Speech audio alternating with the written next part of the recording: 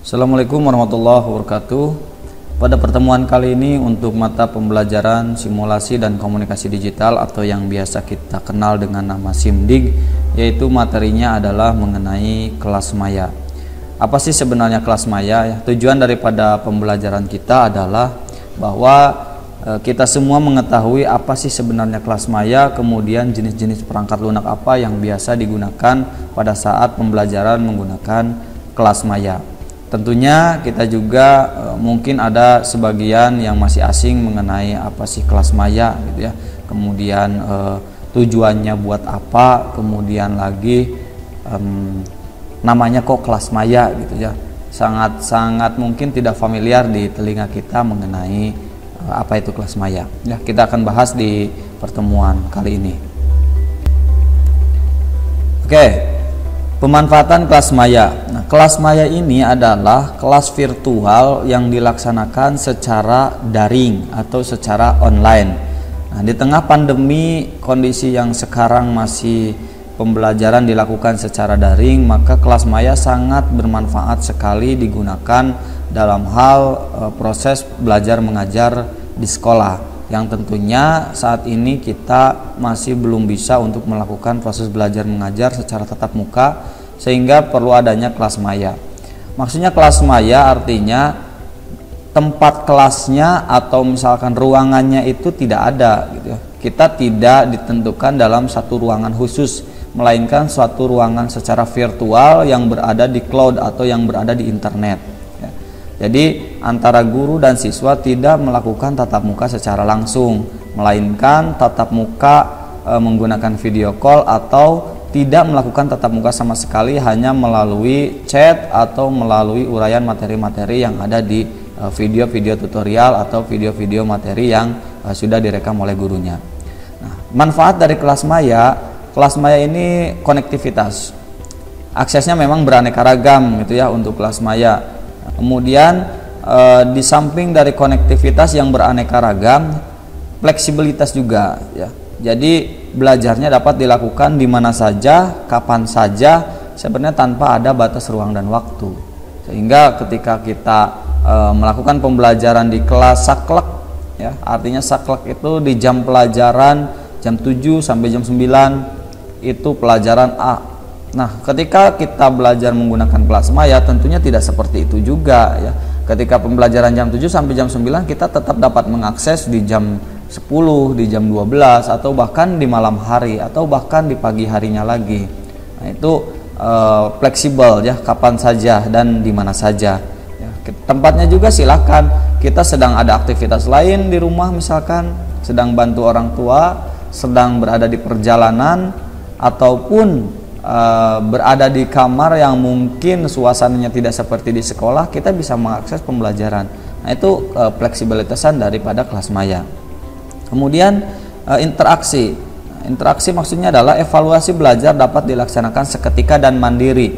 Nah, artinya ketika pembelajaran dilakukan, kita dapat mengukur kemampuan kita sendiri, apakah kita sudah memahami atau tidak, baik itu secara pengukuran oleh diri sendiri, oleh kita sendiri, atau juga bisa dilakukan melalui ujian-ujian online yang langsung dilaksanakan oleh gurunya. Sehingga ketika kita mempelajari mata pelajaran A, kemudian ada tesnya, maka langsung keluar hasilnya ya. Berbeda dengan ketika kita melaksanakan pembelajaran di kelas, kita ada tesnya, baik itu tes tulis misalkan. Nah, tentu itu harus memerlukan waktu proses di mana si guru harus memeriksa hasil daripada tes tersebut. Yang selanjutnya adalah kolaborasi. Artinya kita dapat melakukan atau kita dapat menggunakan perangkat diskusi yang dapat mendukung pembelajaran antara pembelajaran di kelas dan pembelajaran di luar ruang kelas. Nah, ketika kita menggunakan ruang kelas, perangkat pembelajaran yang kita gunakan itu terpaku kepada perangkat yang ada saja. Nah, tetapi ketika kita menggunakan kelas maya, kita dapat mengeksplor di luar ruang kelas perangkat-perangkat lain yang mungkin dapat mendukung kepada pembelajaran itu, sehingga tentu akan banyak sekali contoh-contoh atau hal-hal lain yang lebih menarik, sehingga pembelajaran menggunakan kelas maya akan lebih sangat mudah dipahami gitu ya. Nah, kemudian ada peluang dan pengembangan. Sekarang ini banyak sekali konten-konten digital yang bermunculan atau yang dibuat untuk mendukung pembelajaran konvensional. Artinya ketika kita pembelajaran di kelas akan didukung oleh konten-konten digital yang dapat membuat pembelajaran semakin menarik sehingga siswa tidak jenuh akan pembelajaran tersebut. Yang selanjutnya ada motivasi. Ya, multimedia dapat membuat pembelajaran lebih menarik. Itu tadi ya, berdasarkan pengembangan konten digital sehingga banyak sekali konten-konten yang menarik yang akan dibuat untuk pembelajaran itu. Nah, yang selanjutnya ini ada beberapa pengertian e-learning dari beberapa pakar. Ya. Yang pertama itu ada Derek Stockley. Nah, beliau mendefinisikan bahwa e-learning itu adalah sebagai penyampaian program pembelajaran, pelatihan atau pendidikan dengan menggunakan sarana elektronik. E-learning dengan kelas maya sebenarnya tidak jauh berbeda, itu juga gitu ya. E-learning, electronic learning, ya, pembelajaran secara istilahnya secara digital ya, yang dilakukan dengan cara kita tidak melakukan tatap muka secara langsung. Nah, sama kelas maya juga gitu ya, pembelajaran yang tidak dilakukan dengan tatap muka secara langsung. Nah, jadi itu merupakan penyampaian program pembelajaran, pelatihan dan pendidikan dengan menggunakan sarana elektronik. Itu menurut Derek Stockley. Kemudian Somnaidu juga mengatakan bahwa e-learning sebagai penggunaan secara sengaja jaringan TK dalam proses pembelajaran. Ya, nah, intinya sama saja sih, bahwa pembelajaran menggunakan komputer, menggunakan media internet, menggunakan smartphone itu merupakan salah satu bagian daripada e-learning. Kemudian ada model e-learning. Nah, ini menurut Rusty ada beberapa model e-learning, ada model adjunct, kemudian ada model mix ya atau blended, ada model daring penuh atau fully online. Apa saja maksud dari ketiga model ini? Ya, kita bahas. Model adjunct. Model ini adalah e-learning yang digunakan untuk menunjang sistem pembelajaran tatap muka di kelas. Nah, jadi sebenarnya ini adalah model tradisional. Sama halnya seperti ketika guru ceramah di depan kelas, kemudian e-learning digunakan untuk pengayaan atau tambahan. Contoh, pelajaran SIMDIK dijelaskan di kelas misalkan. SIMDIK dijelaskan di kelas, kemudian setelah dijelaskan di kelas ada tesnya. Tesnya menggunakan aplikasi ujian online misalkan. Nanti ketika tesnya tidak selesai, maka di akhir ada download materi mengenai pembahasan soal-soal dari tes tersebut. Nah, itu sebenarnya bisa dikatakan sebagai pembelajaran model adjunct atau e-learning model adjunct gitu ya. Jadi pembelajaran konvensional yang dikolaborasikan dengan pembelajaran online. Kemudian ada model pembelajaran atau model e-learning mix atau blended. Artinya adalah ini e-learning ini menjadi bagian yang tidak terpisahkan dari pembelajaran. Nah, misalkan pembelajaran teori dilaksanakan secara daring, sedangkan pembelajaran praktik dilaksanakan secara tatap muka. Nah, atau akan tetapi Bersin mengatakan bahwa model blended learning merupakan gabungan dari model adjunct dan mix, sehingga sedikit atau banyak porsi dari e-learning dalam pembelajaran tatap muka seluruh proses tersebut merupakan blended learning. Artinya gini, jadi kita melakukan setengah-setengah ya. Pembelajaran dilakukan secara online dan pembelajaran dilakukan secara tatap muka. Nah, sebenarnya ini bisa dilakukan ketika di tengah pandemi seperti sekarang ini. Misalkan pemerintah menyatakan bahwa selama 6 bulan ke depan akan pelaksanaan pembelajaran itu dilakukan secara online ya. Nah, kita juga bisa mensiasatinya seperti ini. Misalkan selama 3 bulan ke depan pembelajaran dilakukan secara daring, kemudian 3 bulan berikutnya dilakukan secara praktek untuk mata pelajaran-pelajaran yang diharuskan praktek, misalkan seperti produktif untuk yang SMK. Nah, ini model blended learning ya, gabungan daripada daring dan tatap muka atau luring. Kemudian ada yang terakhir adalah model daring penuh. Nah, yang dianjurkan pemerintah itu sekarang adalah model daring penuh, artinya semua pembelajaran mulai dari penyampaian bahan ajar, mulai dari proses tatap muka virtual, kemudian mulai dari evaluasi pembelajarannya juga itu dilaksanakan secara daring atau secara online. Nah, ini sekarang yang kita sedang lakukan, bahwa pembelajaran semuanya serba online, dilakukan dengan menggunakan aplikasi-aplikasi yang sudah tersedia, Google Classroom, Telegram, grup WhatsApp, kemudian Edmodo atau juga Google Meet, kemudian bisa juga Webex, Zoom dan lain sebagainya.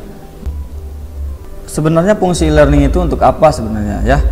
Jadi ada 3 fungsi learning. Yang pertama itu untuk pengayaan atau tambahan. Jadi ketika kita melakukan pembelajaran di ruang kelas dan materi yang kita sampaikan, misalkan ada yang mungkin belum bisa dicerna oleh peserta didik atau siswa bimbingannya, maka itu bisa dilakukan pengayaan menggunakan e-learning, sehingga tidak mengganggu pembelajaran di kelas, melainkan siswa-siswa yang mengalami permasalahan tersebut dapat melakukan pembelajaran tambahannya di rumah masing-masing menggunakan e-learning tersebut. Kemudian sebagai pengganti sebagian pembelajaran, artinya bisa juga seperti ini. Sekarang kondisinya sedang pandemi, kemudian untuk daerah-daerah tertentu yang zona hijau mungkin bisa dilaksanakan pembelajaran secara tatap muka. Nah, ini bisa dilakukan e-learning sebagian atau e-learning sebagai pengganti pembelajaran sebagian.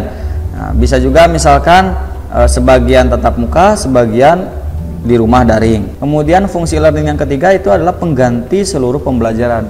Nah, ini mungkin untuk zona-zona kuning atau zona merah. Jadi pembelajarannya itu full dilakukan di rumah masing-masing dengan menggunakan aplikasi-aplikasi e-learning yang ada atau aplikasi e-learning yang dibuat oleh sekolahnya masing-masing. Itu tergantung daripada bagaimana caranya kita menyikapi kondisi yang bisa dilakukan menggunakan e-learning.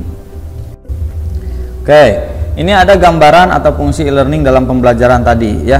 Nah, kalau yang nomor 1 itu adalah pengayaan atau tambahan. Jadi ini ada kelas konvensional, kemudian ada e-learning.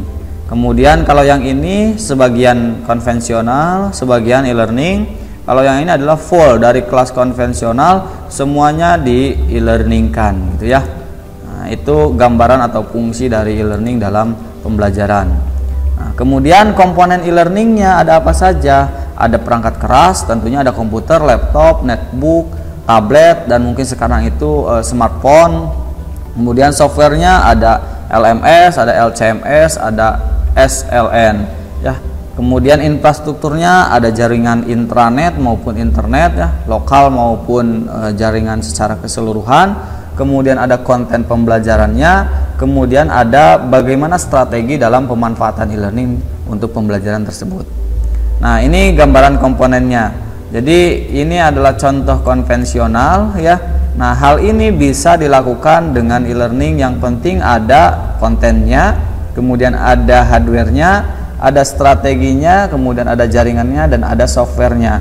Tanpa semua ini tentu pembelajaran yang dapat dilakukan itu tidak bisa dilaksanakan, karena misalkan ada komputernya tidak ada internetnya, maka tidak akan mungkin dapat mengakses konten. Ada komputernya, ada internetnya, tapi tidak ada aplikasinya, maka konten tidak akan bisa disebarkan. Nah, ini menjadi suatu kesatuan yang utuh yang harus ada pada saat kita melaksanakan pembelajaran menggunakan e-learning. Nah, itu mungkin gambaran singkat mengenai kelas maya dan e-learning ya. Mudah-mudahan di materi ini dapat tersampaikan maksud daripada tujuan pembelajarannya, yaitu kita tahu apa sih sebenarnya kelas maya, kemudian perangkatnya apa saja ketika kita menggunakan kelas maya ya.